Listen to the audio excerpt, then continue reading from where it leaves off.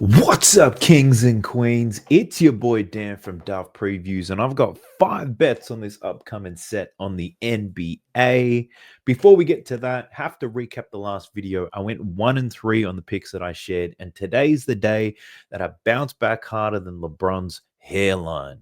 Now, our only winner of the day was Naz Reid over 10.5 points. It was piss easy. He scored 28 points against the Blazers, but we did lose out. Kyrie had him over 3.5 rebounds, had 2 rebounds in the first quarter, finishes the game with 3 despite playing 30 plus minutes. Also, I was one of the fools that took Clint Capella under his PRA, 21.5, and unbelievable effort from Clint Capella, I must tell you. I expected him to play less than 18 minutes, knowing he averages less than 1 PRA per minute played. Now, Clint said, fuck your stats, and he put up 28 PRA in only 16 minutes. Man was a god today. I also took Giannis over 39.5 points and assists. He covered his assist prop, but fell well short of his points. A surprisingly low-scoring game between two of the worst defensive teams in the league. Now, it doesn't matter how close we got or how unexpected that outcome was. The reality is that the bet's lost, and my selections need to be better. Well, today's the day that we bounce back, lads. I'm not doing any deep dive into today's video. I found that looking through every single game gives me so many looks, it really does make it hard to narrow down the best ones. So instead, I've locked into a few games, and from those few games I've gone through, I've already nailed down 5 picks. I'm so confident that we have a winning day today. I'm willing to put my beard on the line. You're probably thinking, what the hell are you talking about? Well, if we don't win at least 3 out of the 5 picks that I share today, I'm going to shave this beard off. Now, I know I'll probably end up looking like a potato. My wife will probably won't touch me until it grows back, but the stakes are high. And thanks to all the edibles I've consumed, I'm pretty high as well. Now, if that sounds interesting, let's go. So we're jumping into Props Madness. Props Madness is the best tool you can use if you're betting on NBA player props. The new features they've added are just crazy, especially the usage rate filter. That's a very new addition. I'll be using that with some of the picks that I showed to you today, and it's absolutely mind-blowing. If you guys are interested in checking out this tool, 7-day free trial in the video description below, and you'll also get a discount, 25% off if you use the code DAFT when you sign up. Now, let's talk about some plays, shall we? The very first one I do have is the same game parlay, but there is a straight bet in there if that's the way that you like to play. And I'm looking at this guy. We'll call him the Turkish Delight, Alperen Şengün. Now, or we can call him Goonie, whatever you like. Goonie, the Turkish Delight, Alperen, Ren, whatever you want to call him. I'm looking at over 9.5 rebounds today, but I'm also adding 15 plus points to it, and you're getting plus 115 odds for this. So Alperen Şengün, just looking at his rebound numbers, pretty good. 11.5 rebounds on the season, covering in 8 out of 11 games. Might be a popular play purely because of the hit rate alone. But my decision to take Alperen Şengün today has a lot more to do with minutes and opportunity than it does matchups. Now, his numbers this season, especially if you look at his points and his rebounds together, they look all fucked up. It's relatively inconsistent, and that's because his minutes have been up and down. Now, ever since that game against the Golden State Warriors on the 3rd of November, where he got fat shamed by his coach, he started to see more consistent production, but also some minutes. The games where he didn't get close to this against the Spurs and against the OKC Thunder, he only played 27 and 24 minutes in those games, and they were blowouts. One of the games, the Rockets had the blowout win against the Spurs, and the game against OKC, they were blown out, lost by almost 20 points. Now, another reason why I think Alperen Şengün plays some minutes here against the Clippers is Steven Adams, Jock Landale, the 2 backup centers that they have for the Houston Rockets, both banged up with some injuries at the moment. Even if they do play, it's only going to be to relieve Şengün a couple of minutes. I've got him playing at least 30 minutes in this game. They're up against the Los Angeles Clippers and Zubac, or Big Zoo. And the great thing about Zoo this season, he's playing 35 minutes a game. So they're going to need some big bodies out there to try to limit Zoo. He's got a pretty high usage rate as well. Another thing, the Rockets, they don't play with pace. They're a pretty slow team. And going small for them up against this Clippers team, I think is going to be a nightmare. So they're going to need some size on there.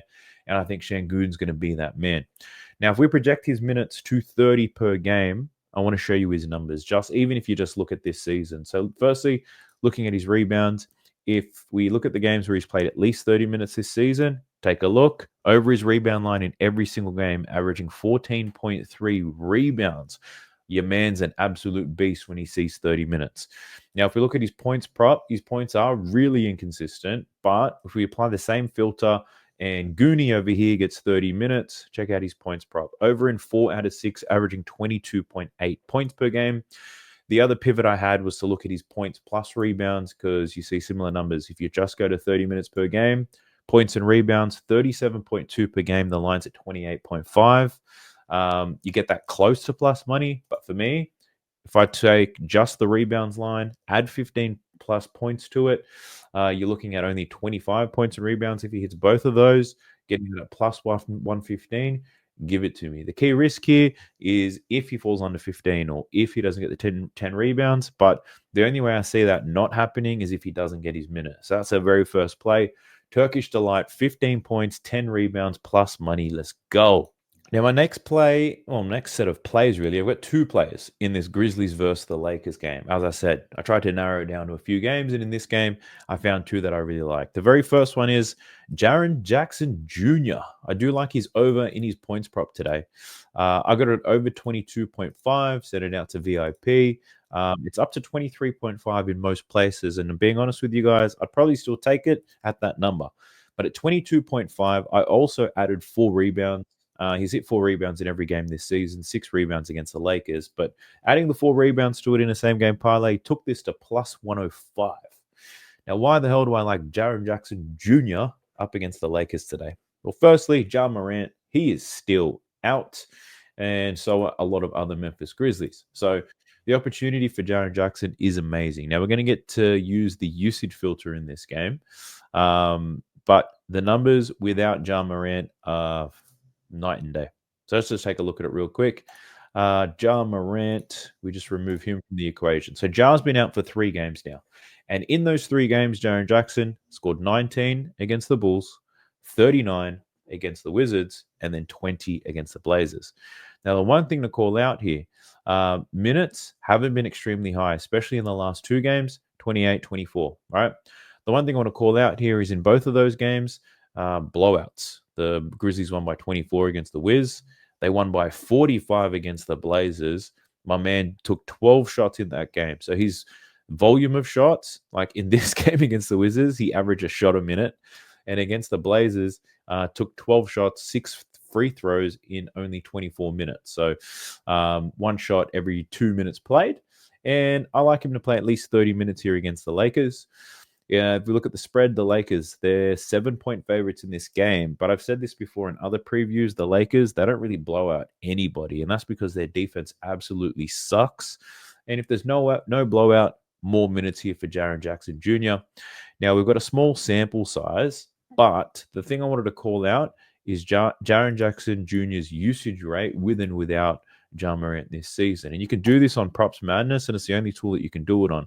So looking at the usage rate, we're looking at this blue line right here, and that calls out what his usage rate was. And in his last 2 games, we've seen this big jump in his usage rate, a 42% usage rate against the Wiz and a 30% usage rate against the Portland Trail Blazers. So if we assume 30% is probably the floor, keeping in mind they absolutely romped the Blazers, we didn't need a high usage rate for Jaren Jackson in that game. But if we assume the usage rate of 30% without Ja is the floor here, things are looking real nice. Now, that other game without Ja Morant was this game early in the season against the Bulls. That was a long time ago. Put that in the distant memory. The last 2 games is where I'm really drawing from. So a 42% and a 30% usage rate from Jaren Jackson Jr. Now, if we look at the games last season and we take Ja Morant out of the equation and we apply this awesome usage rate filter to the games where Jaren Jackson has at least a 30% usage rate, and we didn't have to play with the minutes filter. Let's just talk about the usage rate, where he sees a 30% usage rate without Ja Morant last season. In his last 20 games, he covered this line in 14 out of the 20, averaging 25.9 points per game. Now, looking at the matchup that he's got in this game against the Lakers, it's a pretty good one. The Lakers, not good defensively. They are a bottom 7 team in terms of defensive rating. They play at a moderate pace. The Memphis Grizzlies play at a pretty good pace as well, so it's going to be an up and down game. And Jaren Jackson, pretty versatile in how he scores. He scores from the spot up, scores in transition, he scores in the post, gets to the free throw line. So there's not one particular play type which you can categorize Jaren Jackson Jr. in. He can score in many ways. And this Lakers team, they're giving up a whole lot of points, right? So I do like the matchup here for Jaren Jackson Jr. I love the fact that you can get it with plus money by adding 4 rebounds to it, which he's cashed in every single game this season. Let me show you that real quick. 4 plus rebounds in every game, averaging 5.4, 6 rebounds in his last game against the Lakers, and the last 2 games without Ja Morant, 6 and 7 boards for Jaren Jackson Jr. So I think it's relatively safe to add the 4 rebounds in, and to get the plus money, man, that gets me excited. So that's the second play. My third play in this game, we're looking at Anthony Davis here. Looking at his points prop, I managed to take it at this over 27.5 points for Anthony Davis. And look, it's pretty straightforward, this one. It's a pretty irresistible bet. He's averaging 31.2 points per game this season. And whilst I think the MVP talks about Anthony Davis this season is complete bullshit, he is playing some of the best basketball of his career. Now, he's over this line in every single game where he's played at least 32 minutes, right? Now, the reason why I'm calling that out is Anthony Davis, he's averaging 35 minutes a game. There are 2 games where he didn't play 32 minutes. That was blowout loss against the Cleveland Cavaliers and the game against the Raptors where he got injured, where he easily would have covered his points line had he not been. So the hit rate on this is absolutely insane. The matchup for this is not perfect, right? It's not perfect against Memphis Grizzlies, but at the same time, he's had more difficult matchups this season, and he's still managed to cover this line. How do I know he's had difficult matchups? Well, I can do it all on Props Madness. This blue line right now is telling us the matchup and the difficulty in terms of how the opposite team defends pick and roll, the pick and roll big men, right? And this Memphis team is middle of the pack in terms to how they defend the pick and roll. Anthony Davis has had more difficult matchups and still covered this line. Minnesota, Phoenix, all better in that pick and roll, and Anthony Davis destroyed them with 36 and 35 points. If we look at shot zones, now Anthony Davis scores a lot of his points in the restricted area, right? And in terms of difficult matchups there, we've had tough ones against Phoenix, Sacramento, Phoenix once again, Detroit Pistons. AD smashed his line in all of those games. This Memphis team, middle of the pack in defending that area as well. So AD has had more difficult matchups. And in this particular one against Memphis, I do like his over here. I think the only risk here with Anthony Davis, though, is in his core. He is still made of glass. And coming into this game with a foot and an eye injury, I think that there's a chance this could lead to a more timid AD, which lacks aggressiveness. He also could get injured again, but at the same time, the last time the Grizzlies and the Lakers played, LeBron scored 39 points. AD did not play in that game. I feel like the Grizzlies are also going to do more to stop the old man, and I think it's going to open up some easy points for Anthony Davis in this one. So I do like the 27.5. At 28.5, I'd play it, but only if I was getting plus money for it. So 27.5 is what I got, and that's what we're taking in this game. So I've got 2 more picks to share with you. And a reminder, if we don't go at least 3 and 5 in today's video, or the picks from today's video, this weak-ass beard of mine, which adds the only character to my face, is going to be coming off. So hopefully you guys like that. Like the video if you did. I asked that you do subscribe to the channel if you have not already. We're just a couple hundred subscribers away from hitting the next milestone, which is 12,000. Help your boy get there. Like, comment, and subscribe, and help your boy grow. Now let's get into it. 2 more picks. Let's do it. All right. For the 4th pick, we're heading to what the fuck was I going to say? For the 4th pick, we're heading to the Los Angeles Clippers versus Houston Rockets, and we're looking at James Harden here, and I like his points prop. The over 21.5 points for James Harden. Now, letting you know, I've also added him to get 3+ rebounds, and if I put those 2 together, I get this at plus 100. So I'm all about plus money, and I love this spot for James Harden against his former team. Now, this matchup for James Harden is actually a pretty good one. And you wouldn't know it thinking about it. The Houston Rockets, pretty good team. They've got a top 3 defensive rating at the moment. But the matchup is fantastic. And when I talk about the matchup, it's this. It's all about play types in this one. James Harden, we know he's a free throw merchant. He gets to the free throw line a lot. But he also scores a lot of his points in isolation. Now, this Houston Rockets team, one of the worst teams. And I wouldn't say the worst teams. They allow some of the most points through isolation. They're bottom 5 in the league. And a lot of that is by design. So the Ime Udoka, the coach of the Houston Rockets, used to coach the Boston Celtics, who also run a very similar defensive scheme. It's not that they're bad defensively, but they allow a lot of the opposition players to go one-on-one against their key defenders. Now, James Harden probably sees a Dylan Brooks in this game, and he's going to be allowed to work Dylan Brooks one-on-one, and they're going to back James Harden to take a lot of shots, but at a low percentage. So James Harden does have a good matchup here, loves scoring in the isolation, and I think he does that today. Now, not only do I like the matchup, one thing I want to call out here is this. Last season, James Harden played the Houston Rockets twice, who are running the exact same scheme that they're running this season. In those games, James Harden scored 24 and 21 points, right? He averaged 22.5. His line today is at 21.5. Nothing exciting, but it gets very exciting when you dive a little bit deeper using these tools from Props Madness, and we look at the usage rate here for James Harden. Now, James Harden's usage rate in these games, take a look at this, 20% and 22%, right, in those two games. What's very interesting is that this season, James Harden's usage rate is above 30%. And that makes sense. There's no Kawhi Leonard, PG is gone, James Harden seeing a ton of ball. So his usage rate is well over 30%. So I went to look at last season's data to see how did this guy perform in the games where he had a 30 plus 30 usage rate higher than 30%. Jesus, what the hell's wrong with me? And interestingly enough, James Harden did not have any games at all last season where he saw a usage rate of over 30%, given the PG Kawhi effect, a bit of Westbrook perhaps, but other mouths to feed. So what we're seeing is James Harden's usage rate is almost 10% higher this season compared to last season. With a 20% usage rate, he averaged 22 points per game against the Houston Rockets. With the exact same matchup, with the same defensive scheme, with a 10% higher usage rate, does that mean he gets 10% more points? And if my hood math is correct, that should put James Harden close to about 24 to 25 points. And at a line of 21.5 in a matchup where James Harden should thrive, damn, that rhymed again. I'm a modern day poet. But James Harden should go over this points line, right? Now, let me know in the comment section what you guys think of my hood math. Didn't do well at math during my school years, so hopefully these hood mathematics when it comes to betting can help me out. But I do like it. James Harden should score some points today against the Houston Rockets. If my calculations and my ability to read the matchups are correct, he goes over his points line today. And if he gets to 3 rebounds as well, you got a plus 100 play right in your back pocket. So heading to the last game, it's the Washington Wizards versus the San Antonio Spurs. Couple of very interesting looks here, and I considered a Jordan Poole under in his rebounds and assists again because the 11 he got against the Rockets was a complete outlier. The line is at 8.5. I honestly was so close to betting the under in this, but I did not.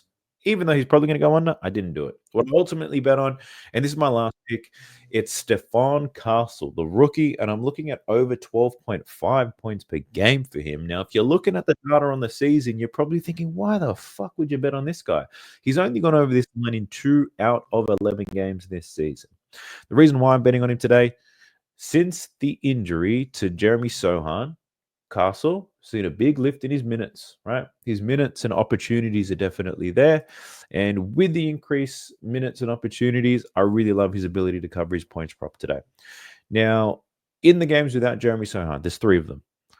14 against Portland, 23 against the Utah Jazz, and only 10 points against the Sacramento Kings. Now, in those games, he took 10 plus shots in every single one of them. So the volume is real nice. And if he gets cooking, he's going to take a whole lot more. Now, Stephon Castle cannot shoot for shit. His percentages are not fantastic when it comes to shooting the ball, but where he is effective is driving that ball to the rack and getting out in transition. Now, he's also up against the Washington Wizards today, and if it's your first time watching these videos or ever looking at basketball, the Washington Wizards don't play defense at all.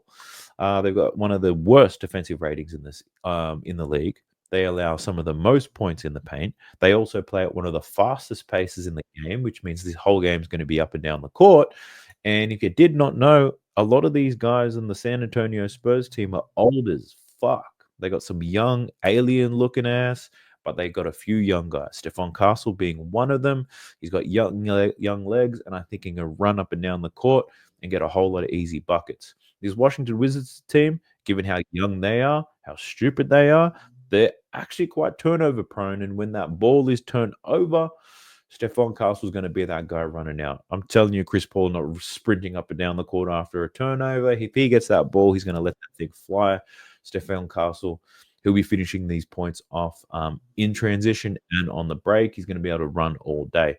So I love this spot for him. He should get at least 25 minutes. He should find some easy buckets around the rim with Wembanyama out there. He's going to be pulling out any shot blockers this Wizards team out to the perimeter. And I think someone like Stephon Castle can get some easy points around the rack. So I do like the over 12.5. It might move by the time the game tips off, but I do like it at this spot. So those are the 5 bets that I already have down. I'm most likely going to have more of them because at the end of the day, I am who I am. But if you're interested in seeing all the plays that I do land on, check out my Winnable, head to the free section, subscribe, and you'll get an email or a text message with all my final plays. The last couple of days have been rough for me, I'm not going to lie, but today we bounce back and I'm willing to put my beard on the line for it. So hopefully that's a little bit exciting for you guys, and hopefully you're not praying too hard for my downfall because I look ugly as shit without my beard. So hopefully we get at least 3. Well, hopefully we get 5, if I'm being honest with you. Hope you liked the video. If you did, be sure to subscribe if you haven't and drop me a comment. Let me know what your thoughts are. Best of luck to you. Best of luck to me. Best of luck to us. I'll catch you guys in the next one. Peace. Sub to the channel cause your boy's getting busy. Coming to your line from the west side of Sydney. We've got the free picks and the juice on the daily. It's all free, you don't even have to pay me.